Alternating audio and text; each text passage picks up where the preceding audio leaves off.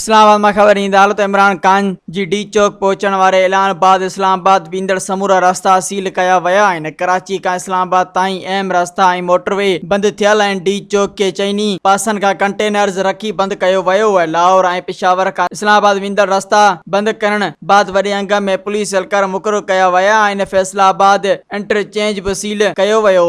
रावलपिंडी ऐं इस्लामाबाद में metro bus service बंद कई वई आहे। जाड़नि शहरनि में बस अड्डा बंद करे ट्रांसपोर्टर्स खे रस्तनि ते गाॾियूं न आणण जी हिदायत कई वई आहे। पंजाब जे 300 मुख़्तलिफ़ जायुनि ते मोबाइल फोन सर्विस मुअतल बणियल आहे। इस्लामाबाद पंजाब ऐं सिंध में 5 खां वधीक माण्हुनि जे गॾु थियण ते पाबंदी लागू कई वई आहे। कराची में पीटीआई तरफ़ां एहतजाज ऐलान बाद मुख़्तलिफ़ रास्ता बंद कया विया आहिनि। मज़ीद ख़बरनि ऐं तफ़सीलात लाइ विज़िट कयो असांजी वेबसाइट www.awamiNewsHD.com ऐं ॾिसंदा रहो अवामी न्यूज़ HD।